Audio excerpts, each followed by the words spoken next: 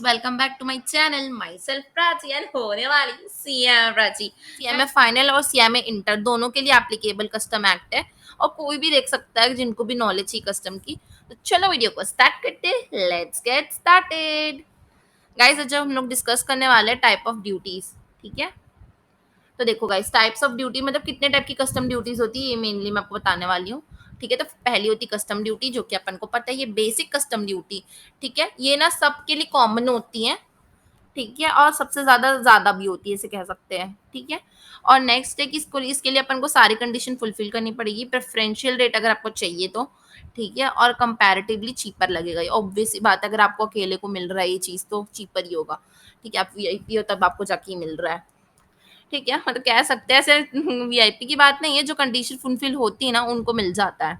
ठीक है, safe guarding duty क्या होती है गाइस? कभी कभी ना अपन को अपने सामान को बचाने के लिए सेफ गार्ड लगाना पड़ता है। जैसे कि कंट्रीज होती है ना, तो कुछ फॉरेन कंट्रीज जो रहती है ना, उन लोग ना अपना सामान को यहाँ भेजेगी तो हमारी जो होम कंट्री की जो इंडस्ट्रीज है ना, उनको हार्मफुल रहेगी वो चीज़ें, क्योंकि वो सामान चीप रहता है, हमारे यहाँ का थोड़ा कॉस्टली बनता है। ठीक है, क्योंकि अपनी उतनी टेक्नोलॉजी अपनी एडवांस नहीं होती यहाँ की। तो उस वजह से ना गवर्नमेंट सेफ गार्ड ड्यूटी लगाती, सो डैट हम लोग अपनी जगह को सेफ कर सकें। ठीक है, तो एक प्रोटेक्टिव ड्यूटी लगती है और एडिशनल मतलब बेसिक कस्टम ड्यूटी के ऊपर लगती है। ठीक है गाइस, उसके बाद फिर अपन देखते हैं एग्जम्पशंस क्या क्या मिलते हैं, किन किन कंट्रीज को सेफ गार्ड ड्यूटी से एग्जम्पशन है। इसके भी क्वेश्चन स्टडी मैट में है, जो कि अपन डिस्कस करेंगे। ठीक है गाइस, तो देखो कस्टम ड्यूटी जो सेफ गार्ड वाली ना, उससे अपन कैसे बच सकते हैं। तो यार देखो, अपन तो इंडिया डेवलपिंग कंट्री है ही, और कुछ और डेवलपिंग कंट्री से अपन सामान मंगाएंगे तो उनको भी तो अपन को सपोर्ट करना है ना, तो इसीलिए अपन उनके ऊपर सेफ गार्डिंग ड्यूटी नहीं लगाएंगे। तो उसके लिए अपन को कुछ ये अपने को परसेंटेज याद करना पड़ेगा। मैं आपको याद कराती हूँ। देखो, अगर आप एक डेवलपिंग कंट्री से मंगाओगे ना, तो आप देखना कि उसका उसका उस पर्टिकुलरली उस डेवलपिंग कंट्री से जो सामान मंगा रहे हो ना, उसका डिवाइड करना टोटल जितना भी आपने मंगाया है। अगर वो 3% से कम होगा ना, 3% से कम, गाइस देखो यहाँ पे इक्वल टू नहीं लगा है, मतलब 3% से कम होगा, तो आप वो ये वाला जो ड्यूटी ना सर, ये जो सेफ गार्डिंग ड्यूटी, वो मत लगाना। ठीक है, मैं रिपीट कर देती हूँ, सेफ गार्डिंग ड्यूटी कब नहीं लगेगी? जब वो डेवलपिंग कंट्री का जो सामान का कॉस्ट है, उसको अपन डिवाइड करेंगे टोटल जितना भी अपने सामान इम्पोर्ट किया है, और अगर वो 3% से कम हुआ ना, तो उस केस में ये ड्यूटी नहीं एप्लीकेबल होगी। और अगर समझ लो कि आप एक से ज्यादा कंट्री से इंपोर्ट कर रहे हो, उसमें से समझ लो 5 कंट्री से आपने किया, जिसमें से 4 कंट्री डेवलपिंग है और एक डेवलप्ड है। ठीक है, तो चारों का अपन को टोटल लेना है। ठीक है, इंडिविजुअली पहले अपन देखेंगे, इंडिविजुअली 3% वाला कॉन्सेप्ट लगाना उसमें, अगर वो फंस गई ना 3 वाले में, ठीक है, तो उसको हटा देना, और जो टोटल बचेगा ना, उसको अपन को 9 से कंपेयर करना है, लेस देन 9% होना चाहिए। ठीक है, तो मैं आपको रीड कर देती हूँ language. Import from all developing countries which remain less than 3% individually. जिन जिन कंट्री अपनी 3% से कम आई हैं, उनको उनका टोटल लेना है अपन को, और फिर देखना है कि क्या वो टोटल के 9% से कम है कि नहीं। अगर वो टोटल के 9% से कम आएगी ना, तो फिर आपको एग्जाम्शन मिलेगा, नहीं तो नहीं मिलेगा। ओके, अपन प्रैक्टिकल क्वेश्चन में इसको और अच्छे से देखेंगे, बट रूल यही कहता है कि जो कंट्री 3% से कम आएगी, उन सारी कंट्री का अपन को टोटल लेना है, और टोटल करके देखेंगे कि 9% से कम होना चाहिए टोटल से। ठीक है गाइस, देखो यहाँ पे आ गया ना, 3% से कम वाले लोग डिवाइड करेंगे टोटल से। ठीक है, अगर इनका टोटल का आंसर जो है 9% से कम आया ना, तो उस केस में अपन को ये वाला ड्यूटी नहीं लगाना पड़ेगा, और बाकी जो कंट्रीज रहेगी, जो लोग बाहर चले जाएगी इस रूल से, उन सब पे तो लगेगा ही। ठीक है, नेक्स्ट दिया हुआ है कि अगर आप ईओयू मतलब जो अपना स्पेशल यूनिट्स रहते हैं, है ना, या फिर अपना स्पेशल इकोनॉमिक जोन जो रहता है, वहां पे अगर आप इंपोर्ट करते हो ना, तो फिर नहीं लगती है। ठीक है, वहां पर एप्लीकेबल ही नहीं होती है। ठीक है, तो देखते हैं कि यार ड्यूटी ड्रॉबैक कौन सी चिड़िया का नाम है। गाइस, जब अपन ड्यूटी पे करते हैं ना, तो अपन ड्यूटी पेबल बोलेंगे, और जब अपन को वापस मिलेगा तो ड्यूटी ड्रॉबैक होता है।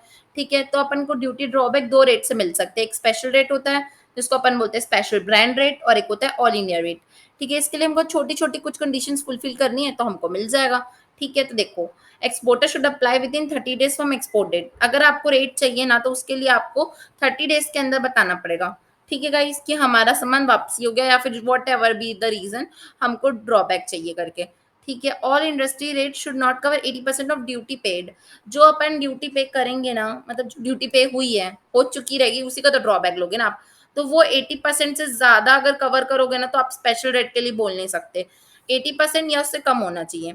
आपका जो आंसर मतलब जो अपने को ड्रॉबैक मिल रहा है, समझ लो ये अपना आंसर है, ये हमारा ड्रॉबैक है जो हमको चाहिए, ठीक है? तो ये जो है ना वो टोटल 80% से ज़्यादा नहीं होना चाहिए, ठीक है? उससे कम होगा तो आप बोल सकते हो स्पेशल ब्रांड रेट के लिए अप्लाई कर सकते हो। उससे प अगर आपका खुद को 82% मिला है और आप बोल रहे हो कि मुझे अप्लाई करना है स्पेशल रेट के लिए तो सो सॉरी आपको नहीं मिल सकता 80% से ज़्यादा, ठीक है? Rate of duty drawback is less than 1% of FOB. अगर आपकी एफओबी से 1% कम है ड्यूटी ड्रॉबैक तो उसके बाद आप अप्लाई नहीं कर सकते। कम से कम 1% होना चाहिए, ठीक है? उसके बाद फिर नेक्स्ट है हमारा नेक्स्ट है कि जो अपना अमाउंट ऑफ ड्यूटी ड्रॉबैक है ना, वो अपना मोर देन 500 पर शिपमेंट होना चाहिए। फॉर एग्जांपल जैसे कि आपका 1000 रुपीज़ ड्यूटी ड्रॉबैक था, तो ड्यूटी ड्रॉबैक का 1% 100 होता है। तो आप जाके बोलोगे मुझे ड्यूटी ड्रॉबैक 100 मिला करके, तो फिर उस केस में वो लोग आपको नहीं देने वाले ड्यूटी ड्रॉबैक क्योंकि वो 500 से भी कम है गाइस, इतनी छोटू अमाउंट के लिए उन लोग बोलते हैं कि हम नहीं देंगे। बट आपको समझो कि आपको करोड़्स में होता है, आपका बिज़नेस करोड़्स में है। ठीक है, तो समझ लो आपका 10 लाख का आपका ड्यूटी ड्रॉबैक आ रहा है, ठीक है गाइस।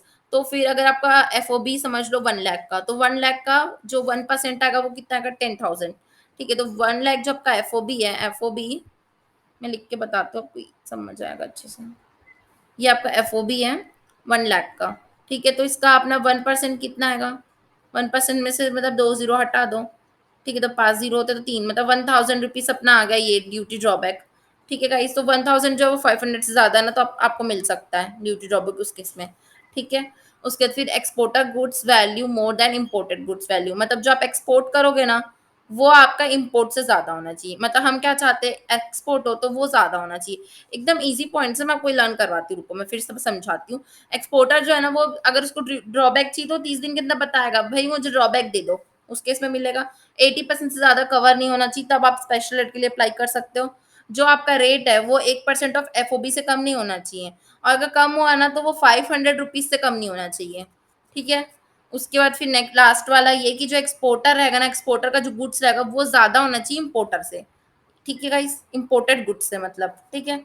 अब नेक्स्ट बढ़ते हैं अपन duty drawback on re export. अगर अपन कोई री एक्सपोर्ट करते हैं तो उस केस में क्या होता है, अगर हम लोग बिना यूज किए कर दिए मतलब विदाउट यूज, कोई कोई सामान अपन मंगाते हैं बट यूज नहीं करते क्योंकि बेकार होता है, देख के ही बेकार लगता है, तो वो 98% मिलेगा उसका अपन को, ठीक है। बिना यूज के भी अगर आप बिजनेस का दोगे तो 98%, और अगर बिना यूज के भी अगर आप बिजनेस का दोगे ना तो अगर 2 साल के अंदर करना पड़ेगा उस केस में आपको, ठीक है। और मोर देन अगर 2 साल रहेगा तो एक्सटेंड हो सकता है और 2 साल के लिए, मतलब 2 साल प्लस 2 साल होगा, ये एक्सटेंशन है और ये नॉर्मल है, ठीक है गाइस। बिना यूज के 98% मिलता है, 2% कमीशन खाएंगे ना यार, उन लोग भी तो इतनी मेहनत करके कैलकुलेट कर रहे हैं, ठीक है।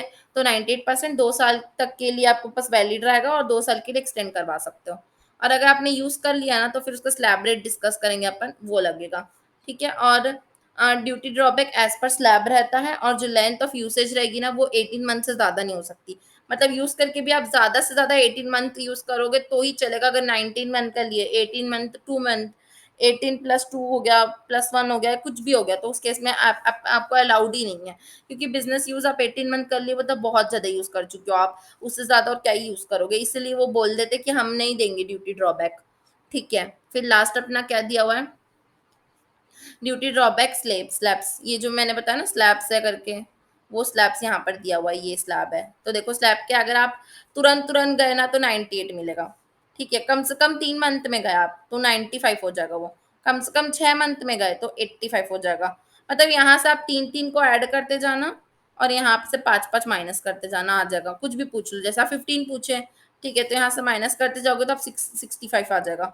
18 पूछे तो फिर 60 आ जाएगा, बट 18 या फिर 18 से कम नहीं, 18 अगर आप 18 या 18 से ज्यादा बोले ना तो उस केस में निल हो जाता है। गाइस देखो बहुत ध्यान से देखना, साइन ज्यादा से ज्यादा 18 मंथ, मतलब 18 मंथ से कम होना चाहिए, 18 भी अलाउड नहीं, इक्वल टू 18 निल हो गया देखो, इक्वल टू 18 भी नहीं चलेगा, 18 से कम होना चाहिए तब जाके ही आपको ड्यूटी ड्रॉबैक मिल सकती है बिजनेस यूज में, ठीक है गाइस। बिजनेस यूज डिस्कस कर रहे हैं, मैं आपको ये पूरा पॉइंट एक बार लास्ट बार एक्सप्लेन कर देती हूँ। इसमें ये बोला है कि अगर आप यूज करोगे तो 98% रहेगा, 2 साल तक के पहले आपको बताना पड़ेगा, 2 साल के लिए एक्सटेंशन और मिल सकती है।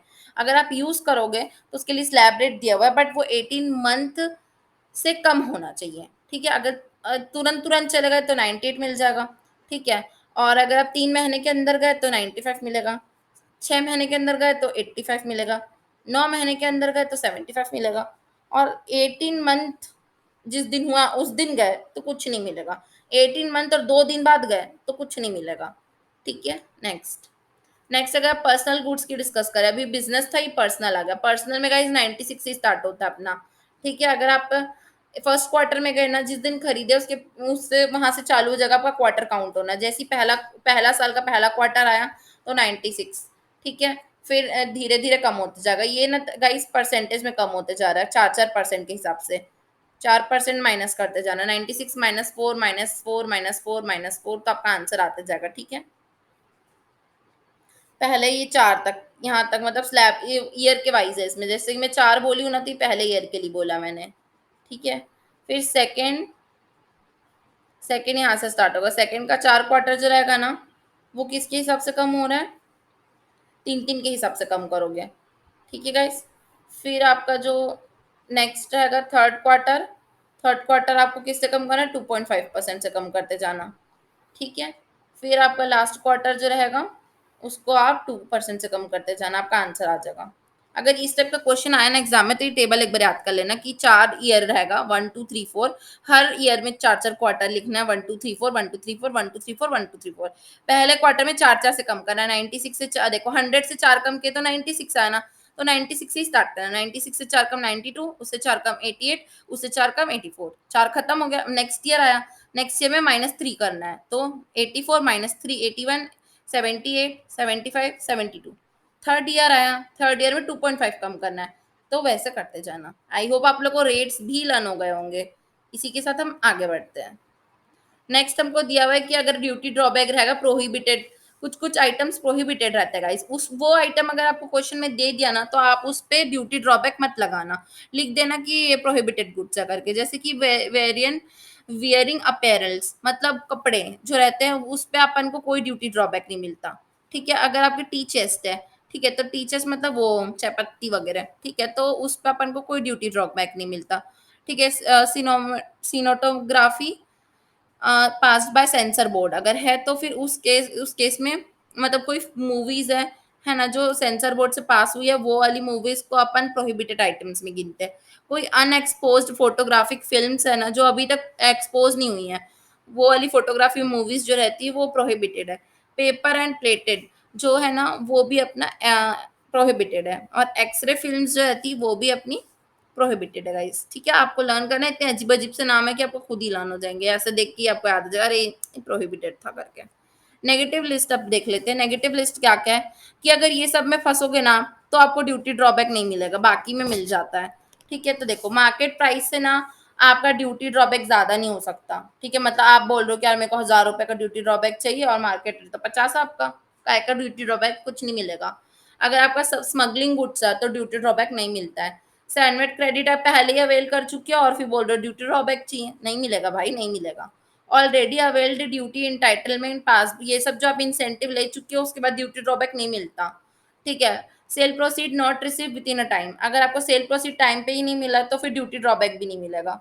अगर आप एक्सपोर्ट तो किए हो, बट किसको किए, नेपाल अपना भाई, भूटान हमारा भाई, उनको किए हो, ठीक है, तो उनसे आप हार्ड करेंसी में export proceed not received in hard currency, अगर आप उनको हार्ड करेंसी मिलोगे तो मिलेगा, नॉट अगर नहीं मिलोगे हार्ड करेंसी में तो नहीं मिलेगा, ठीक है। फिर अगर आयरन स्टील सीमेंट राइस, ये 4 नाम ये रट लो, वीट मत लिख देना, वीट पिछले बार तक था अब नहीं है। Iron steel cement rice, iron steel cement rice, iron steel cement rice question में दे दिया, लिख देना नेगेटिव लिस्ट है, इसका ड्यूटी ड्रॉबैक नहीं मिलता, ठीक है। अगर ड्यूटी ड्रॉबैक आपका 1/3 of market value of exported goods, अगर आप कोई गुड्स एक्सपोर्टेड है आपका गुड्स जिसको आप एक्सपोर्ट कर रहे हो, ठीक है, तो वो एक्सपोर्टेड गुड्स हो गया, उसका जो 1/3 वैल्यू रहेगा, मतलब जो ड्यूटी ड्रॉबैक है उसके 1/3 मार्केट वैल्यू से ज्यादा नहीं होना चाहिए, ठीक है गाइस। जैसे कि समझ लो 100 रुपीज का आप एक्सपोर्ट के गुड्स, तो इसका 1/3 कितना आएगा, 33.33 कुछ आएगा, तो आपका जो ड्यूटी ड्रॉबैक है इससे ज्यादा नहीं हो सकता, मतलब आप नहीं बोलोगे मेरे को 40 रुपीज ड्यूटी ड्रॉबैक चाहिए करके, नहीं मिलेगा, 33.33 से ज्यादा कुछ नहीं मिलेगा, ठीक है। फिर ड्यूटी ड्रॉबैक जो रहता है वो 500 रुपए से कम नहीं होना चाहिए, अगर आपका 100 रुपए आ रहा है ड्यूटी ड्रॉबैक, 200 आ रहा है, 499 आ रहा है, नहीं मिलेगा, कम से कम 500 होना ही चाहिए, तब जाके मिलता है, या फिर 1% ऑफ एफओबी, 1% ऑफ एफओबी या 500, ठीक है, उससे ज्यादा होना चाहिए तब मिलता है, उससे कम हुआ तो नहीं मिलता, कम हुआ तो नहीं मिलता, 50 से कम हुआ नहीं मिलेगा, ठीक है। ये देखो यहाँ पे और है ना, ये दोनों में से कोई एक कंडीशन फुलफिल होनी चाहिए, और यहाँ पे 50 है, मतलब 50 से ज्यादा ही होना चाहिए, 50 से कम रहेगा तो क्या ड्यूटी ड्रॉबैक लोगे। नेक्स्ट टॉपिक है गाइस, ये सीधा सीधा इंटरेस्ट कैलकुलेशन, ठीक है गाइस। इस यहाँ तक अपना मतलब इसमें ना कुछ पार्ट इंटर का है, कुछ पार्ट फाइनल का है, मतलब फाइनल में तो सभी चीजें हैं, मतलब इंटरमीडिएट वाले अगर आप देख रहे होंगे ना तो आपका इंपॉर्टेंट पार्ट पूरा हो चुका है, ये वाला आप जस्ट फॉर नॉलेज पढ़ सकते हैं, इंटरेस्ट पार्ट थोड़ा बहुत होगा आपके कोर्स में, ठीक है। बाकी आपका पुराना पूरा पिछला वीडियो तक आपने अगर इंटरमीडिएट का पिछला वीडियो नहीं देखा तो आप मेरे चैनल में जाके देख सकते हैं, ठीक है गाइस। तो चलो आज का इंटरेस्ट पार्ट देखते हैं कि क्या क्या, थोड़े वीडियो बचे हैं, चलो देखते हैं। सबसे पहले अपन इंटरेस्ट कैसे कैलकुलेट करते हैं गाइस, ठीक है। तो कस्टम में इंटरेस्ट का पार्ट देखते हैं, तो 15% लगता है, ठीक है, 15% सिंपल इंटरेस्ट के हिसाब से लगता है, और हॉलीडे अगर रहता है ना तो उसको माइनस कर देते हैं, रिड्यूस कर सकते हैं अपन हॉलीडेज को, ठीक है गाइस। क्वेश्चन में गिवन रहता है इतने इतने दिन हॉलीडे, उसको माइनस कर देना, इजीली निकल जाता है एकदम। कैसे लिखोगे, देखो सबसे पहले आपका जो आंसर है उसको लिखना, उसमें करना 15%, और उसमें डेज काउंट करना हॉलीडे माइनस करके, डिवाइड बाय कर देना जो टाइम पीरियड रहेगा उससे, टोटल टाइम पीरियड से, ठीक है। नेक्स्ट है interest on late late payment of custom duty. अगर आप कस्टम ड्यूटी लेट पे कर रहे हो तो उस केस में आपको क्या लगेगा, इंटरेस्ट कितना लगेगा, जब आपका ना duty should be paid on bill of entry. Guys मैंने आपको पढ़ाया है पीछे कि बिल ऑफ एंट्री वाले दिन ही आपको पे करना होता है, ठीक है। तो फिर क्या बोल रहा है कि duty should be paid on same day of bill of entry return by custom department, ठीक है। उस दिन पे करना था बट आप नहीं कर पाए पे, तो ठीक है, duty should be paid with in 1 day, तो आपको एक दिन का टाइम मिलेगा कि चलो एक दिन में पे कर देना करके, ठीक है। एक दिन का टाइम कब मिलता है, जब रीअसेसमेंट होता है या प्रोविजनल असेसमेंट होता है उस केस में, ठीक है। और अगर आप सेल्फ असेसमेंट कर रहे हो तो आपको कोई टाइम नहीं मिलता, उसी दिन आपको करना पड़ेगा, ठीक है गाइस। तो कितना परसेंट इंटरेस्ट लगता है, 15% मिलता है। छुट्टी मिलती क्या, हाँ हॉलीडे को माइनस कर सकते हो। अगर सेल्फ असेसमेंट कर रहे हो, खुद का असेसमेंट खुद करके दे रहे हो, तो सेम डे जिस दिन बिल ऑफ एंट्री हुई है उसी दिन का आपको पे कर देना है। और अगर आप रीअसेसमेंट या प्रोविजनल बेसिस वाले हो तो आपको एक दिन का समय मिलता है, ठीक है। आगे बढ़ते हैं, अगर आपका गुड्स वेयर हाउस में रहता है, ठीक है, तो आपको 90 दिन के अंदर वहां से निकाल लेना है, 90 दिन से ज्यादा वहां नहीं रख सकते, वो आपका घर नहीं है जो आप वहां रख रहे हो, 90 दिन तक रहने मिल गया ना, खुश रहो, ठीक है। अगर नहीं मिले तो फिर आपको इंटरेस्ट मिलेगा, आपको इंटरेस्ट लगेगा आपके ऊपर, और वो इंटरेस्ट में हॉलीडे नहीं काट सकते। नोट कर लीजिए बात, इंटरमीडिएट फाइनल वाले सब लोग, वेयर हाउस के गुड्स में इंटरेस्ट नहीं मिलता, नहीं मिलता, नहीं मिलता। बाकी नॉर्मल कंडीशन में हॉलीडे माइनस करने मिलता है। एग्जाम में इतू इतू सी गलती हो जाती, 7-7 8-8 मार्क्स का क्वेश्चन गलत हो जाता है, ठीक है। नेक्स्ट है कि interest exempted on warehouse goods. अगर आपका interest exemption on warehouse goods है in case of input spares and consumables, ठीक है। अगर इनपुट, 1 सेकेंड, दिख नहीं रहा था उस समय वहां पर, हाँ, अगर in case of input spares और कंज्यूमेबल्स है ना तो उस केस में आपको कोई इंटरेस्ट नहीं लगता, ठीक है गाइस, क्योंकि ये तो अपने खाने पीने की चीजें इनपुट और स्पेयर्स है, ठीक है। तो उस केस में ना कंज्यूमेबल मतलब खाने पीने का नहीं, मतलब कंज्यूमर मतलब जो चीज को बस, जैसे कि फ्यूल हो गया, पेट्रोल हो गया, ये सब तो तुरंत कंज्यूम हो जाता है, तो उसमें इंटरेस्ट नहीं लगता। कैपिटल गुड्स रहता है तो उसमें भी इंटरेस्ट नहीं लगता, ये एग्जाम्पशन मान लो आप, ठीक है, मतलब इनमें इंटरेस्ट नहीं लगता। मैं फिर से पूरा पेज रिवाइज कराती हूँ, फिर नेक्स्ट आगे बढ़ेंगे अपन। देखो इंटरेस्ट 15% लगेगा, हॉलीडे माइनस कर सकते हो, वेयर हाउस वाले गुड्स में हॉलीडे माइनस नहीं कर सकते। इंटरेस्ट लेट पेमेंट में लगता है, सेल्फ असेसमेंट में तुरंत करना पड़ता है, बिल ऑफ एंट्री वाले दिन, और रीअसेसमेंट और प्रोविजनल में एक दिन मिलता है, ठीक है। 90 दिन के अंदर वेयर हाउस से सामान निकालना पड़ता है। कब कब इंटरेस्ट नहीं लगता, तो कंज्यूमेबल्स होता है, स्पेयर्स होता है, इनपुट होता है तो नहीं लगता, कैपिटल गुड होता है तो नहीं लगता, ठीक है।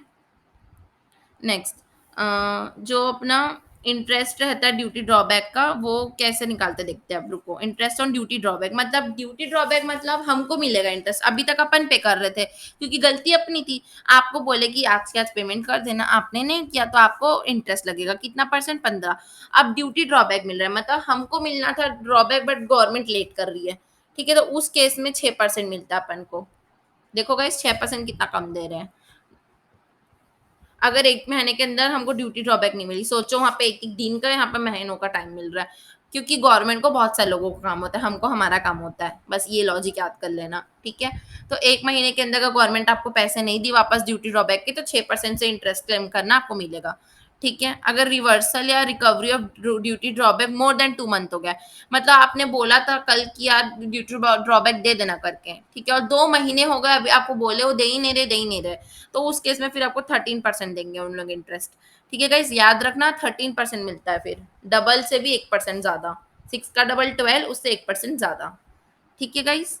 आगे बढ़ते हैं, इंटरेस्ट ऑन डीलर रिफंड, अगर डीलर रिफंड करता है ना गाइस, यहाँ तक ही था इंटरमीडिएट का, अब अपन फाइनल का डिस्कशन कर रहे हैं, इंटरमीडिएट वाले जा सकते हैं, अगर आपको नॉलेज के लिए सुनना है तो सुन सकते हैं, क्रिस्प वीडियो एकदम जल्दी खत्म हो जाएगा, ठीक है। इंटरेस्ट ऑन डीलर रिफंड, अगर आपका इंटरेस्ट ऑन डीलर रिफंड है ना, तो अगर क्या हो रहा है कि non non payment of refund, अगर सिचुएशन है कि रिफंड नहीं मिला हमको, ठीक है, कब से नहीं मिला, जब से हमने अप्लाई किया तब से लेके पेमेंट तक नहीं मिला, तो 6% अपन को इंटरेस्ट मिलता है उस पर, ठीक है। प्रोविजनल असेसमेंट में क्या होगा, 15% मिलेगा अपन को पहले दिन ऑफ मंथ से, 1 तारीख से मिलना चालू हो जाएगा 15% के हिसाब से, बट उसका डिफरेंस में मिलेगा, जैसे कि आपने जो पे कर दिया वो, और फाइनल असेसमेंट में अगर अमाउंट कम आया है, ठीक है, तो उनके बीच का जो डिफरेंस रहेगा वो, ठीक है गाइस। या फिर अपना अगर अपन ज्यादा पे कर दिए, अगर कम पे किया अपन और अपना ज्यादा निकला है, ठीक है, समझ लो आपको आपने पे किया 100 रुपीज, आपने पे किया है, ठीक है, और आपको कितना पे करना था, 115 पे करना था, मतलब 15 रुपए का डिफरेंस है ये, तो ये जो 15 रुपए का डिफरेंस है ना, इसके ऊपर आपको 15% इंटरेस्ट लगेगा, ये बोल रहा है, वो भी पहले दिन ऑफ मंथ से, ठीक है गाइस। नेक्स्ट है interest if pre deposit is refunded, मतलब गाइस प्री डिपॉजिट मतलब अगर आप समझ लो कि आपके ऊपर कोई गलत गलत ड्यूटी लग गई, अब आप केस कर दिए, तो जब गाइस अपन केस करते हैं ना, अपील करते हैं ना, तो उस केस में ना अपन को पहले पैसे जमा करना पड़ता है, उसको बोलते हैं प्री डिपॉजिट, जब अपन पहले से पैसे जमा करते कोर्ट में, है ना, ताकि हमारी सुनवाई हो, ठीक है, तो उस केस में पैसे भरने पड़ते हैं, और अगर अपन केस जीत जाते हैं ना, तो उस केस में ना हमको हमारे पैसे वापस मिल जाते हैं। अब इसके पीछे का लॉजिक आप सोचोगे तो मैं आपको बता देती हूँ, लॉजिक ये है कि कोई भी ऐसे चलता फिरता जाके अपील कर देगा तो समय खराब होगा कोर्ट का, तो समय बचाने के लिए ना उन लोग कुछ फिक्स अमाउंट ऑफ मनी ना, जो भी अपील करने आता है उनसे लेते हैं, उनकी बातें सुनते हैं, उसके हिसाब से डिसीजन लेते हैं, अगर वो जीत जाता है तो उसके पैसे वापस मिलते हैं, तो उसके ऊपर इंटरेस्ट कितना मिलेगा, तो 6% मिलेगा, इतनी सी बात थी, उसके लिए मैं आपको समझा रही थी कि 6% का इंटरेस्ट रेट उसमें है, ठीक है। नेक्स्ट टॉपिक है गाइस, अभी यहाँ तक इंटरेस्ट का पार्ट था, आई होप आप लोग को अच्छे से समझ में आएगा, इंटरेस्ट अंडर कस्टम पूरी चीजें, ठीक है। नेक्स्ट टॉपिक पढ़ते हैं अपन, baggage and postal articles, baggage and postal articles, ठीक है गाइस। तो बैगेज का मतलब क्या होता है, वही जो अपन लेके जाते हैं प्लेन में, बैगेज, बैग अपना और क्या, ठीक है। तो देखते हैं अब इसके हिसाब से क्या होता है, तो baggage means all dutiable goods imported by passenger और a member of a crew in his baggage, मतलब अगर आप अपने बैग में कोई भी ऐसा गुड्स लेके जा रहे हो जिस पे ड्यूटी लगनी थी, या फिर आप या क्रू मेंबर, मतलब प्लेन में जा रहे, शिप में जा रहे, तो क्रू मेंबर्स रहते, क्रू मेंबर मतलब वो लोग जो वहां पर काम करते हैं, जैसे एयर होस्टेस, कैप्टन और फिर बाकी लोग जो भी रहते हैं, उन सबको क्रू मेंबर्स बोलते हैं, ठीक है। तो उनके बैग में और आपके बैग में, आप पैसेंजर हो, आपके बैग में किसी के भी बैग में अगर कोई ड्यूटी टेबल गुड्स मिलता है तो उसको अपन बैगेज बोलते हैं। उसमें क्या क्या इंक्लूड हो सकता है, अनकम्प्लिश्ड बैगेज, मतलब वो बैगेज आपका तो है बट आपके साथ नहीं जा रहा है। कभी कभी अपन, जैसे कि आप एग्जाम्पल सोचो कि अगर आप हॉस्टल जाते हो, बहुत बच्चे हॉस्टल जाते हैं, तो हॉस्टल जाते हो तो यार अपना, जब अपन पीजी विजी में या हॉस्टल में जाते हो जहाँ बहुत सारा सामान ले जाना है हमको, ठीक है, तो अपन को वो करना पड़ता है, टेम्पो वगैरह जिसमें सामान लेके जाते हैं, या घर शिफ्ट करते हैं तो सामान इधर से उधर जाता है। तो जो लोग फॉरेन जाते हैं बसने, पर वहां पर वापस आते हैं, तो वो लोग क्या अपने बैग में भर के लाएंगे सब सामान, इतना सारा सामान रहता है कैसे लाएंगे, तो उन लोग भेज देते हैं वहां से सामान, ठीक है। पैकेज एंड मूवर्स रहते हैं, उन लोग लेके आ जाते हैं सामान, तो या तो पैसेंजर के साथ, पैसेंजर से पहले, पैसेंजर के बाद सामान आ सकता है कभी भी, तो वो सब लोग भी इन बैगेज में आ जाते हैं, ऐसे नहीं कि मेरा सामान 2 दिन बाद आएगा तो मेरा बैगेज नहीं हो जाएगा, वो तुम्हारा बैगेज है तो तुम्हारा ही रहेगा, चाहे वो 2 दिन बाद आए चाहे 2 दिन पहले आए, ठीक है। तो मैंने बैगेज का मीनिंग अच्छे से समझा दिया ताकि थ्योरी पे भी आप लिख पाओ, ठीक है। बट ये मोटर व्हीकल को इंक्लूड नहीं करता, याद रखना, एमसीक्यूज में आ सकता है, मोटर व्हीकल नहीं इंक्लूड करता, मोटर व्हीकल नहीं इंक्लूड करता। गाइस ये बहुत इंटरेस्टिंग सी बात है, ग्रीन चैनल और रेड चैनल। ग्रीन चैनल का मतलब क्या होता है, सिग्नल देखिए आप, रेड वाले को रोकते हैं, ग्रीन वाले को जाने दो, ठीक है, तो जिनके पास गुड्स नहीं होते जिस पे ड्यूटी लगने वाली हो, वो लोग ग्रीन चैनल से जाते हैं, मतलब जाओ जाओ जाओ, जल्दी जाने मिलता है। रेड चैनल वाले वो रहते हैं जिनके पास ड्यूटी टेबल गुड्स रहते हैं। सो इजी, याद हो गया, एमसीक्यू में आ सकता है एक नंबर का। ठीक है, आगे बढ़ते हैं। Valuation and rates of duty on baggages, क्या क्या ड्यूटीज लगती है, क्या क्या रेट रहेंगे, उनको देखते हैं। तो गाइस 35% एकदम फिक्स है इसका, बेसिक कस्टम ड्यूटी और सरचार्ज, सोशल वेलफेयर सरचार्ज लगता है 10% का। मैंने आपको फर्स्ट लेक्चर में बताया था कि 10% सोशल वेलफेयर चार्जेस फिक्स रहता है। ठीक है, तो 35 प्लस 35 का 10%। ठीक है, तो आप ऐसे कैलकुलेटर में लिखना 35 प्लस 10%। मैं जो बोलूँ पूरा वर्ड लिखना। 35 पहले दबाना, फिर प्लस का साइन दबाना, फिर 10 दबाना, फिर परसेंट का साइन दबाना। तो ये इसका मतलब होता है। मैं 1 मिनट आपको लिख के बता देती हूँ। पेन क्यों नहीं काम कर रहा?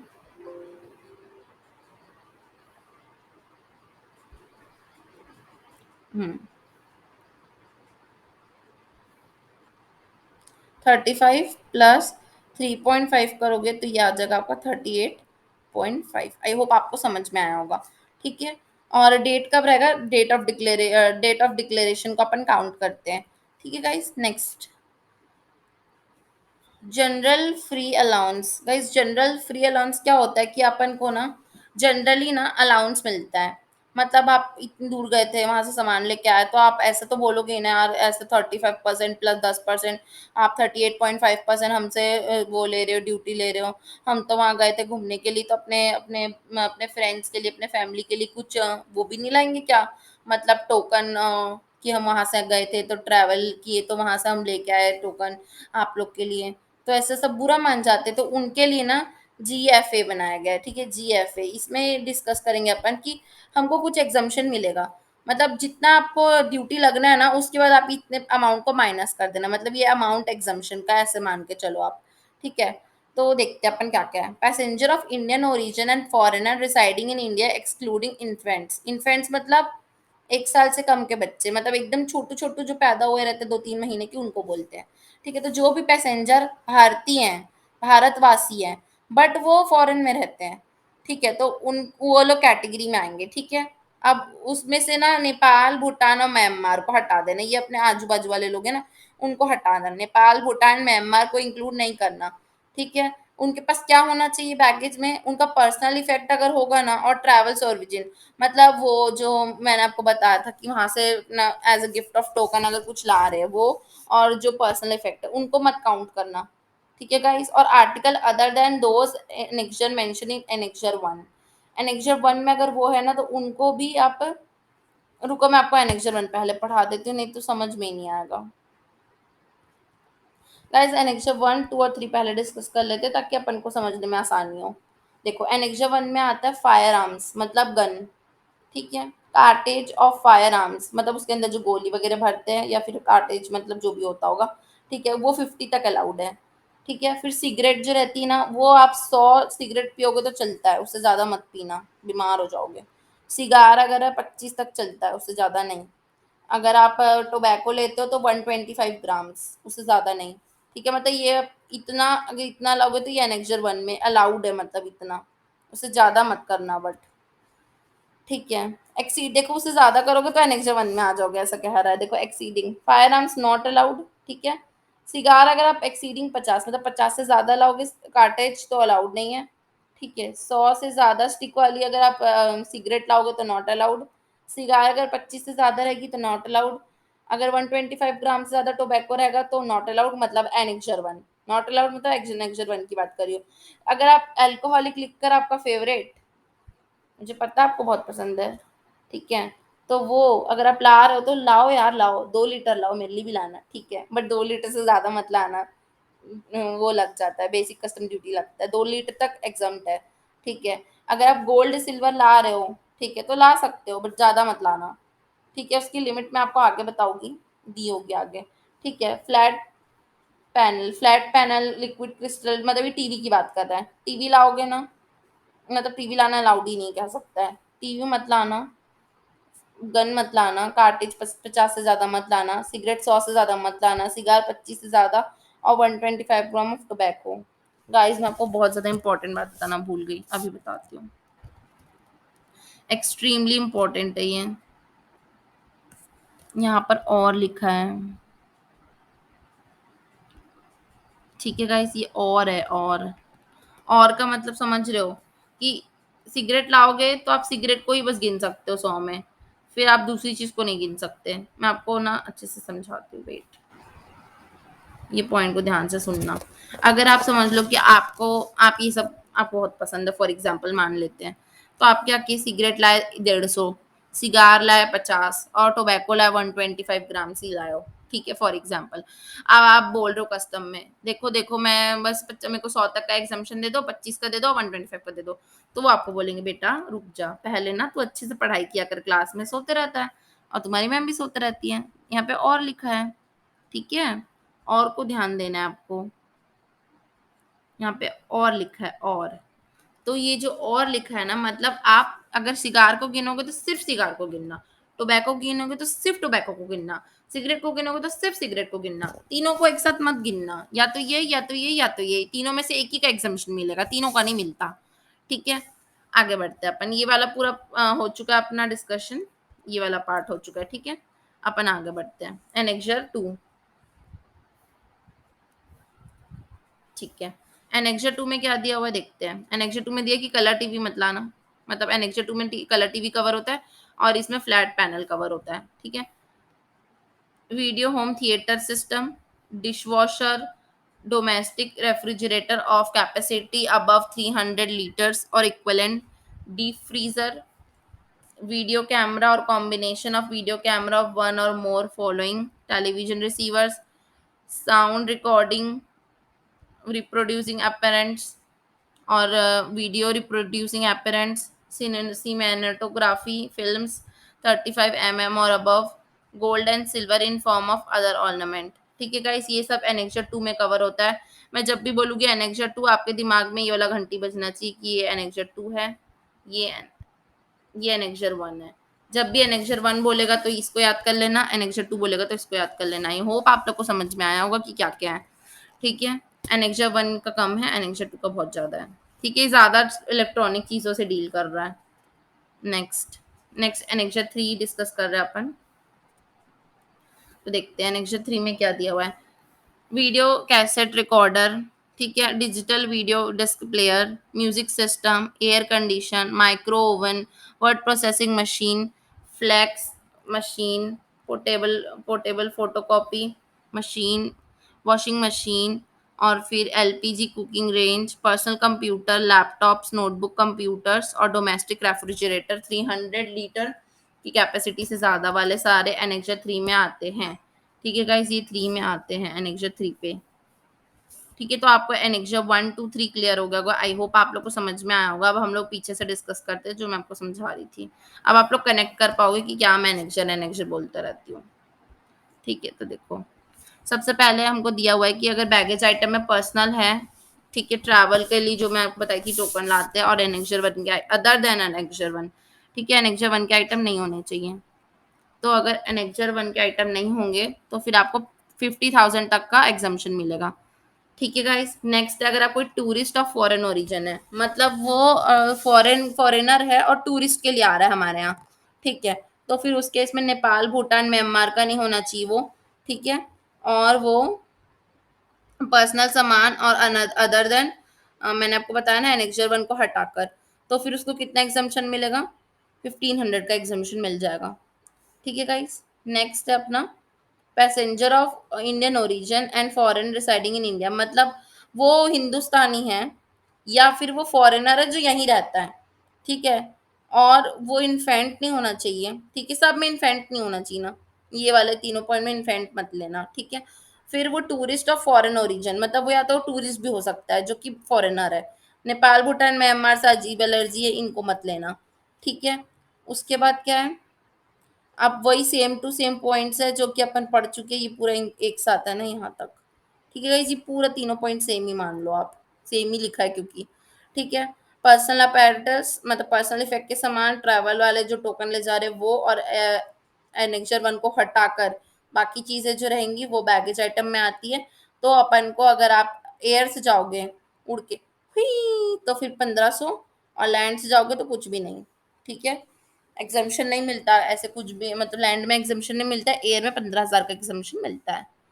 नेक्स्ट है अपना, अगर आप इंडियन पैसेंजर हो, Indian passenger who has been residing abroad for over 1 year, अगर आप 1 साल से ज़्यादा अब्रॉड में रह चुके हो, 1 साल 1 दिन, 1 साल 1 दिन 2 दिन, ऐसा करके आप 1 साल से ज़्यादा रह चुके हो, कोई भी हो, कोई भी जगह का हो सकता है, एनी पर्सन, और आपके पास गोल्ड ज्वेलरी है, ठीक है गाइस, तो अगर आप मैन हो, ठीक है, अगर आप मैन हो तो 20 ग्राम तक ला सकते हो, और अगर आप वुमेन हो तो 40, डबल, क्योंकि ज्वेलरी ज़्यादा पहनती वुमेन, ठीक है, तो मैन हो तो 20 ग्राम, वुमेन हो तो 40 ग्राम्स, और वैल्यू कितना होना चाहिए, 50,000 फॉर मैन, और वुमेन के लिए 1 लाख। आई होप आप लोग को आ रहा होगा समझ में। सारे पैसेंजर कहीं भी जाए कहीं भी आए, अगर अल्कोहलिक लिकर पकड़े हैं उन लोग तो 2 लीटर से ज़्यादा नहीं होना चाहिए, ठीक है, सारे पैसेंजर कहीं भी जा रहे हो कहीं भी आ रहे हो, टोबैको अगर रखे तो 125 ग्राम से ज़्यादा नहीं होना चाहिए, सिगार है तो 25 से ज़्यादा नहीं होना चाहिए, सिगरेट है तो 100 से ज़्यादा नहीं होनी चाहिए, 100 तक का ला सकते हो, ठीक है गाइज। आप लोग को आ रहा है ना समझ में, ये हम लोग जनरल फ्री अलाउंस पढ़ रहे हैं, ये एग्जाम्पशंस पढ़ रहे हैं, ठीक है, बहुत ध्यान से पढ़ोगे, एक एक छोटे छोटे पॉइंट से क्वेश्चन आता है। देखो अगर आप कोई पैसेंजर हो 18-19 से साल से ज़्यादा के, 18 साल से ज़्यादा के, कहीं भी जा रहे हो कहीं भी आ रहे हो, ठीक है, तो अगर आप लैपटॉप कंप्यूटर लोगे तो एक से ज़्यादा नहीं ला सकते, वहां से आप लाओगे तो एक लाओ, एक से ज़्यादा मत लाना। नेक्स्ट है special rate on duty of certain items. तो गाइज आपको स्पेशल रेट चाहिए तो आपको किसमें किसमें स्पेशल रेट आपको देखते हैं, special rate on duty on certain items, ठीक है, तो अगर आपका फायर आर्म्स है, कार्टेज है, सिगरेट है, सिगार है और टोबैको है, 120 का लिमिट में को याद हो गया, आपको भी याद होगा, मैं इतने बार बोल चुकी हूँ, तो आपको 100% ऑफ ड्यूटी ड्रॉबैक लगता है, मतलब ये कहना चाहते हैं कि इसमें स्पेशल रेट नहीं मिलता आपको, ठीक है, सीधे शब्दों में बता रही हूँ, अगर आप ये सामान मंगाओगे इसमें आपको कोई स्पेशल रेट नहीं मिलेगा, ठीक है, अगर आपको क्वेश्चन में दे दिया calculate special rate for cigar, लिख देना कि not allowed. Next, professional return to India, अगर कोई प्रोफेशनल बाहर गया है, ठीक है, और वो इंडिया आ रहा है, तो उस केस पे आपको दिया हुआ है कि क्या लगेगा, ठीक है, तो अगर वो 3 से लेके 6 महीने तक वहां रुका है, ठीक है, और उसके पास क्या क्या सामान है, पर्सनल सामान, हाउस होल्ड सामान है, एनेक्चर 1 के सामान को हटाकर, एक्सक्लूडिंग एनेक्चर 1 और एनेक्चर 2 दोनों को हटा देना, बट थर्ड वाले को इंक्लूड कर सकते हो, ठीक है गाइस, बहुत ध्यान से पढ़ना है, यहाँ पे क्या लिखा है, पर्सनल सामान हो सकता है, एनेक्चर 1 के सामान एक्सक्लूड करना है, एनेक्चर 2 के सामान को एक्सक्लूड करना, पर इंक्लूड कर सकते हो एनेक्चर 3 के सामान को 60,000 रुपीज तक, ठीक है, और आप इंडियन पैसेंजर होने चाहिए, कोई रिलैक्सेशन नहीं है, मतलब कोई एग्जामेशन नहीं है इसमें, अगर आप वहाँ पे 6 से लेके 1 साल तक रहते हो, 6 महीने से लेके 1 साल तक अगर आप रुकोगे तो सेम टू सेम है, बस यहाँ पे 1 लाख हो गया, ठीक है गाइज, तो आप पर्सनल सामान रख रहे हो, एनेक्चर 1 को हटाना, एनेक्चर 2 को हटाना, बट 3 को लाओगे ना तो 3 में आप 1 लाख तक का सामान ला सकते हो, इंडियन पैसेंजर होना चाहिए और कोई भी रिलैक्सेशन नहीं है। नेक्स्ट है कि अगर आप कम से कम 1 साल रुके हो वहां पर, 1 साल से लेके 2 साल तक, 1 से लेके 2 साल मतलब 1 साल 4 महीना, 1 साल 5 महीना, 1 साल 8 महीना, 1 साल 11 महीना, तो उस केस में आप अगर पर्सनल सामान ला रहे हो, एनेक्चर 1 को हटाकर, एनेक्चर 2 को हटाकर, बट 3 को इंक्लूड कर लेना, वो भी 2 लाख तक का कर सकते हो, सिर्फ 2 लाख तक का कर सकते हो, ठीक है। Indian passenger who has not been availed, पहले आप कोई भी बेनिफिट नहीं लियो, मतलब ऐसे नहीं कि यार मैं ना पहले साल में 2 महीने गई थी बाहर अपने घर, उसके बाद फिर मैं वापस आ गई थी, फिर अब मैं जा रही हूँ, अब मैं वापस नहीं आऊंगी, ऐसा टाइप का जो चलते रहता है ना, आना जाना मन नहीं लगता, तो वो सब नहीं चलेगा बोल रहा है इसमें, ठीक है, मतलब वो सब अगर बेनिफिट लिए होगा तो नहीं मिलता, ठीक है। फिर अगर आप मिनिमम 2 साल के लिए वहां रुके हो या उससे ज्यादा, ठीक है, तो पर्सनल सामान लिए, एनेक्चर 1 को हटा के, एनेक्चर 2 को हटा के, बट 3 वाले में 5 लाख चलेगा, ठीक है गाइस, ये रेंज बढ़ रही है, आपने नोटिस किया होगा, क्यों बढ़ रही पता है, क्योंकि अपन जितना ज्यादा साल बाहर रहेंगे उतना सामान वहां का खरीद सकते हैं, तो जब आप बाहर का सामान खरीदोगे तो वो सबको इंक्लूड करना ही पड़ेगा ना पैसों के टर्म्स में, इसीलिए ऐसा आ रहा है, मिनिमम से आपको 2 साल रहना ही है बाहर। इस टॉपिक में सबसे पहले हमको देखना है मीनिंग, जब अपन ये करते हैं रिडम्पशन फाइन करते हैं ना, तब उस टाइम पे ना हम लोग को फाइन भरना पड़ता है जब हमारा गुड्स जो रहता है ना कन्फिस्केट हो जाता है, ठीक है, उसके लिए ना जो असिस्टेंट कमिश्नर ऑफ कस्टम है ना वो अप्रूव करेगा उसको, और वो फाइन ना मैक्सिमम कितना हो सकता है, मार्केट प्राइस हो सकता है, मार्केट प्राइस मतलब जितने रुपए का आपका गुड्स आता है, जैसे कि आपका गुड्स 100 रुपीज का है और उसमें ड्यूटी है 20 रुपीज की, तो ये कितना हुआ 120 हुआ। तो इसमें जो 100 रुपीज रहेगा ना, वो मैक्सिमम लिमिट है उस गुड्स की, मतलब मैक्सिमम उतने रुपए का आप इसके ऊपर फाइन लगा सकते हो। ठीक है, नेक्स्ट है pre deposit of appeal. Guys मैंने आपको पहले भी बताया कि प्री डिपॉजिट का मतलब होता है जब अपन अपील करने जाते हैं तो उससे पहले हमको कुछ पैसे जमा करने पड़ते हैं। ठीक है, तो वो जो पैसे जमा करते हैं ना, वो कितना परसेंट जमा करते हैं मैंने आपको बताया नहीं था उस समय, तो आप भी बताऊंगी मैं कि 7.5% करते हैं अगर अपन कमिश्नर के पास अपील करते हैं। ठीक है गाइस, सबसे पहले हम लोग को कमिश्नर के पास अपील करना होता है। ठीक है, उसके बाद फिर नेक्स्ट अपन को 7.5% तब करना पड़ेगा स्कैट में, जब अगर हम लोग ना खिलाफ जा रहे हैं प्रिंसिपल के, समझ लो कि प्रिंसिपल कमिश्नर ने कुछ ऑर्डर दिया जो आपको पसंद नहीं आ रहा है, तो आप उनके खिलाफ जा सकते हो। ठीक है, और जैसे कि हाई कोर्ट का ऑर्डर अगर अपन को पसंद नहीं आता तो अपन सुप्रीम कोर्ट पे जाते हैं। वैसे ही अगर अपन को प्रिंसिपल कमिश्नर या कमिश्नर दोनों में से किसी का भी ऑर्डर पसंद नहीं आ रहा है ना, तो उस केस में अपन अपील कर सकते हैं हायर अथॉरिटी पे, 7.5% दे सकते हैं पैसे, और फिर अपन जा सकते हैं। अब आप पूछोगे 7.5% मैम किसका देना है, तो जितने का केस है ना आपका, उसका 7.5% आपको देना पड़ेगा। ठीक है, जिसके लिए आप लड़ रहे हो। ठीक है, और अगर आप उससे भी हायर अथॉरिटी जाओगे, कमिश्नर किसके अगेंस्ट जा रहे हो, आप कमिश्नर अपील्स के अगेंस्ट। ठीक है, मतलब सबसे पहले आप यहाँ गए, यहाँ का ऑर्डर पसंद नहीं आया तो यहाँ गए, यहाँ का ऑर्डर पसंद नहीं आया तो यहाँ जाओगे। ठीक है, तो यहाँ पर 10% आपको पैसे जमा करने पड़ेंगे। ठीक है, नेक्स्ट है अपना basic of calculation of pre deposit. अब कैसे कैलकुलेट करते हैं 7.5 10%, मैं वो बताती हूँ। देखो, सबसे पहले if both duty and penalty is confirmed, अगर आपको कंफर्म है कि इतना आपको ड्यूटी लगेगा और इतना आपका इतना ड्यूटी लगना है, इतना पेनल्टी लगना है, ठीक है, एकदम फाइनल है, तो फिर आप ये दोनों में से जो भी जहां पर भी अपील करो उसके अकॉर्डिंगली आपका उसका परसेंटेज निकल जाएगा। ठीक है, और अगर आपका ना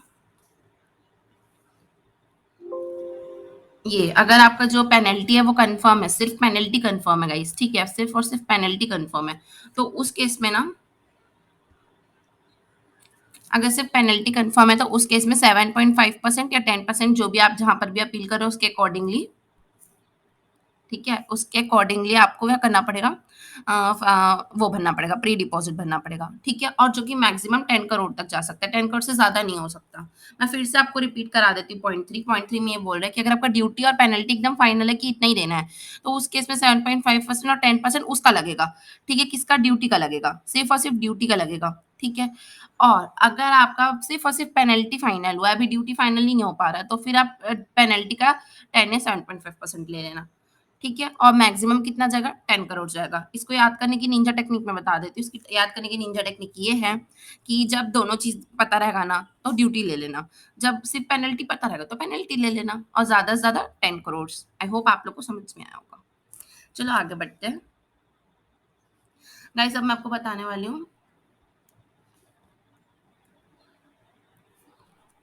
पेनल्टी ऑफ इम्पोर्टेड इम्पोर्टर्स। हाँ, penalty penalty for importers import, अगर इम्पोर्टर इम्पोर्ट करेगा तो क्या होगा। गाइस ध्यान से देखना कि इम्पोर्टर जो है वो इम्पोर्ट कर रहा है, जो कि हमेशा ही करता है, इसमें कुछ भी नई बात नहीं है। ठीक है, तो अगर वो प्रोहिबिटेड गुड्स को इम्पोर्ट कर रहा है, मतलब जो गुड्स मना है उनको वो इम्पोर्ट कर रहा है, उस केस में क्या होगा, उस केस में क्या होगा, तो 5,000 रुपए तक की मिनिमम पेनल्टी लगेगी, मतलब इससे कम में तो आप बच के जा ही नहीं सकते। ठीक है, या फिर 5,000, या फिर not exceeding the value of prohibited goods, अगर प्रोहिबिटेड गुड्स 1,000 का है तो 1,000 या 5,000 whichever is higher. Is higher लिखा है यहाँ पर, मतलब 5,000। ठीक है, नेक्स्ट है ड्यूटी टेबल गुड्स, मतलब जिनके ऊपर ड्यूटी लगनी है उनको बोलते हैं duty table goods, other than prohibited goods, मतलब प्रोहिबिटेड तो ऊपर डिस्कस हो गया, तो यहाँ पर उसको नहीं लेंगे। ठीक है, तो उसके लिए भी अपना मिनिमम पेनल्टी कितना 5,000 है, जो कि या फिर 10% of not exceeding 10% of duty sorted to be evaded, मतलब जितनी भी आप इवेड की हो ड्यूटी, मतलब इवेड मतलब वो टालना, या फिर इवेड मतलब कोई काम ना करना। ठीक है, तो अगर आप जितनी, मतलब कोई रूल तोड़ना, इस टाइप से कुछ, मतलब नेगेटिव मीनिंग होता है उसका। ठीक है, तो नॉट एक्सीडिंग 10% ऑफ ड्यूटी जितना आपने इवेट किया वो, या फिर 5,000 विच एवर इज हायर। ठीक है गाइस, आपको क्वेश्चन में गिवन रहेगा, आपको ज्यादा सोचना नहीं है इसमें। ठीक है, ये अपना 14/5/2015 में था। अब क्या हो गया है, अब क्या है उसके बाद से, ठीक है, उसके बाद ये दिया हुआ है कि मतलब सेम ही है दोनों, डेट तो देखो सेम ही लिखी है। देखो penalty 25% of penalty impose if duty interest and reduced penalty is paid within 30 days from the date of penalty of education order of a custom act. मतलब बोल रहा है कि अगर आपका पेनल्टी जो है ना वो 25% रहेगा, ठीक है, आपके ऊपर 25% की पेनल्टी चिपकाई जाएगी, ठीक है, और उसमें उसका इंटरेस्ट और मतलब अगर आप 30 days के अंदर अंदर पे कर दोगे ना तो फिर उस केस में आपको पेनल्टी को कम कर देंगे बोल रहा है, ठीक है। समझ लो 25% की पेनल्टी आपके ऊपर इम्पोज हुई है और आप क्या कि 30 days के अंदर ही पेमेंट कर दिए, ठीक है, तो आपकी जो पेनल्टी है ना वो कम कर देंगे, ठीक है गाइस। आई होप आपको यहाँ तक समझ में आया होगा।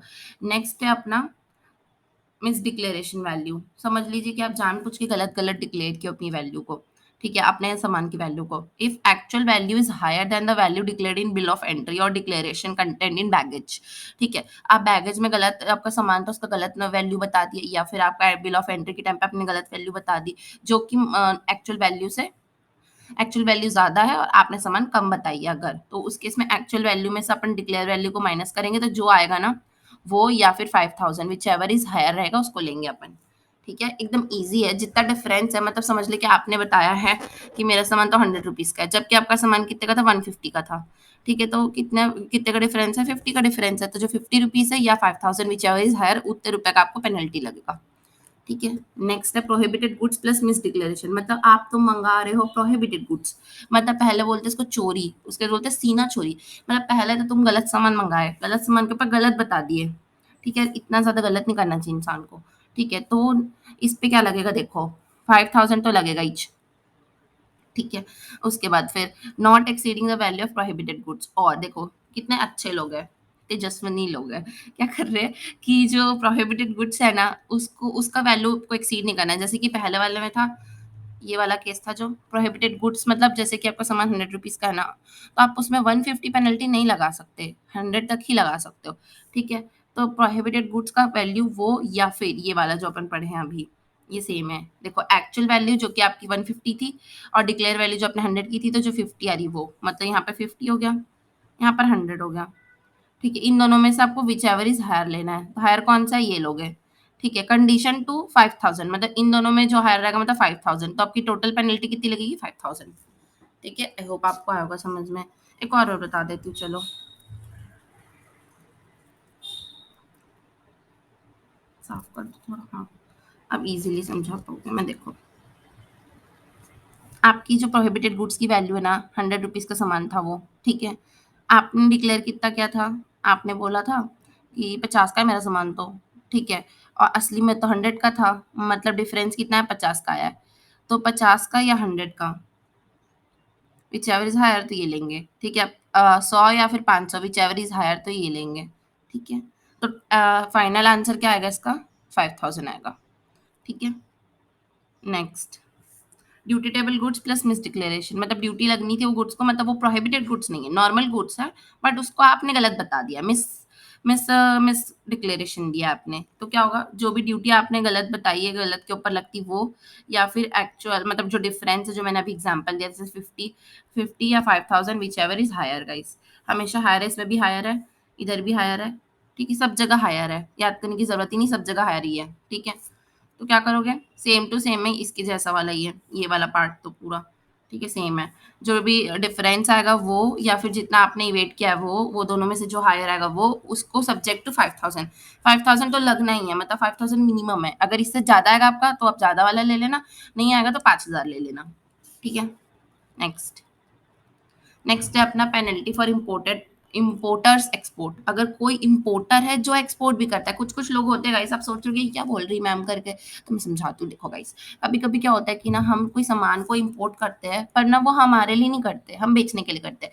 समझ लो कि आप ना कुछ सामान बनाते हो जो कि ना जिसमें आपको अच्छी हायर टेक्नोलॉजी चाहिए, तो आप क्या किए जापान से आपने इम्पोर्ट किया सामान, ठीक है, फिर आप उसमें अपनी सर्विसिंग करोगे, मतलब अपना कुछ कुछ जैसे कि ना अपन मस्त वाला एग्जांपल देते हैं, मैं टेक्सटाइल वाला समझ लो कि आपको टेक्सटाइल में बहुत सुंदर एम्ब्रॉयडरी वाली साड़ी बनानी है, ठीक है, तो आप क्या किए आपको ना फाइबर चाहिए एकदम टॉप क्लास का, और समझ लो कि जापान से आपने मंगाया फॉर एग्जाम्पल, मान लो ना, मानने में क्या जाता है, ठीक है, ये अपना कपड़ा है टेक्सटाइल का अपना मतलब साड़ी का मटेरियल आ गया, अब आप इसमें बहुत अच्छा डिजाइनिंग करोगे, तो आप इंडियन हो तो आप डिजाइनिंग अच्छे से कर लिए, ठीक है, और उसके बाद फिर इसको क्या किए अपना यूएसए में भेज दिए, ठीक है, तो ये आया जापान से है, इंडिया में इसका एम्ब्रॉयडरी हुआ और सेल हुआ यूएसए में। तो यहाँ से क्या हुआ, पहले इसको इम्पोर्ट किए, ठीक है, फिर इसको आप एक्सपोर्ट कर रहे हो। तो कभी कभी इम्पोर्टर जो होता है ना वो एक्सपोर्ट भी करता है। तो वो केस डिस्कस कर रहे हैं अपन, ठीक है। आई होप आपकी बैकग्राउंड क्लियर हो गया होगा। अब आपको समझाती हूँ मैं। देखो क्या हो रहा है कि अटेम्प्ट टू इम्प्रॉपर एक्सपोर्ट, ठीक है। अगर आप प्रोहिबिटेड गुड्स को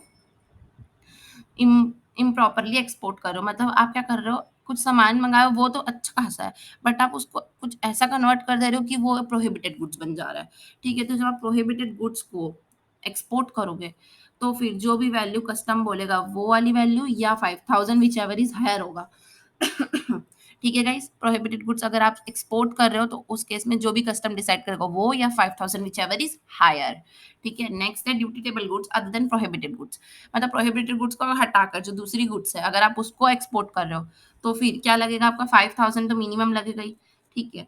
तो not exceeding 10% of duty table sought to be evaded, जो मैंने आपको समझाया था, तो यहाँ पर 10% है। पिछली वीडियो में कितना था, 10% था, यहाँ पर भी 10% है, सेम पॉइंट है। यहाँ पिछले वीडियो में क्या था, 25% है, यहाँ पर भी 25 है, सेम पॉइंट है पूरा। ये पूरा सेम है, आपको याद करने की जरूरत ही नहीं, पूरा सेम है। 10% वेट कर रहे वो या फिर 25% पेनल्टी का अगर 30 दिन के अंदर पे कर दोगे ना तो नहीं लगती, ठीक है। Whichever is higher. Next case है कोई अदर गुड्स है, ठीक है। तो अदर गुड्स में क्या होगा कि वैल्यू से ज्यादा नहीं होना चाहिए, not exceeding the value of goods as declared by exporter. Exporter जो वैल्यू डिक्लेयर किया वो या फिर जो कस्टम डिसाइड करेगी वो दोनों में से जो भी हायर रहेगा वो लगेगा। जो भी आपने बोला है कि बिल ऑफ एंट्री में बताया कि इतने का मेरा सामान है वो, या फिर कस्टम के हिसाब से जो होना चाहिए वो, दोनों में से जो हायर होगा वो लगेगा, ठीक है गाइस। नेक्स्ट मैं आपको फ्लो चार्ट में समझा देती हूँ मैं सब चीज, बाकी ये टॉपिक यहाँ पर आज खत्म हो चुका है, ठीक है। तो देखो पेनल्टी अंडर कस्टम कैसे लगती है। सबसे पहले तो कस्टम ड्यूटी आपने पे नहीं की, अदर देन फ्रॉड है, मतलब आपने फ्रॉड भी नहीं किया पर आपने पे भी नहीं किया, ठीक है।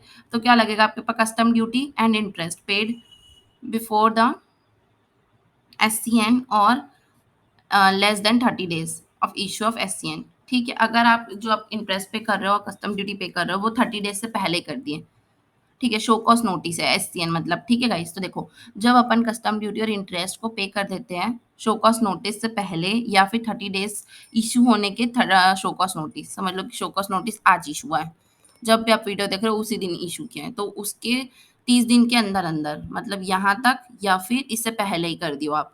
ये दोनों पॉइंट ऑफ टाइम पे अगर आप कर देते हो यस के केस में तो आपकी पेनल्टी जीरो हो जाती है, मतलब पेनल्टी नहीं लगता। मान लेते कि आपकी गलती को आपको रियलाइज हो चुकी है तो पेनल्टी नहीं लेते। बट अगर आप क्या किए, 30 दिन भी खत्म हो गए और उससे पहले तो आपने किया ही नहीं था, तो उस केस में अगर आपने नहीं किया है, ठीक है, तो उस केस में क्या होगा, अगर तब भी नहीं किए, मतलब ये 30 दिन बीत जाने के बाद भी नहीं किए, तो क्या होगा, आपको 10% की ड्यूटी लगेगी, 5000 विच एवर इज हायर, जो मैं हमने पढ़ा है ना 10% ऑफ ड्यूटी और 5000 विच एवर इज हायर वो लग जाएगा, ठीक है।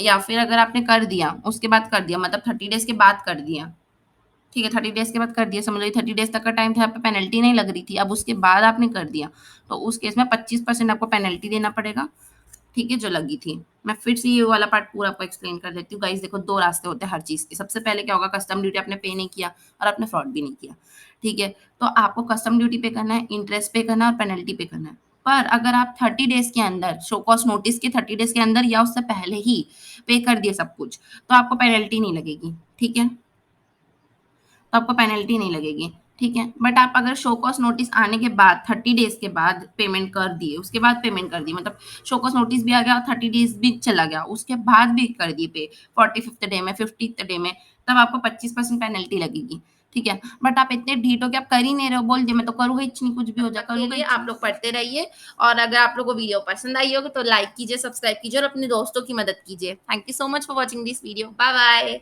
Have a good day.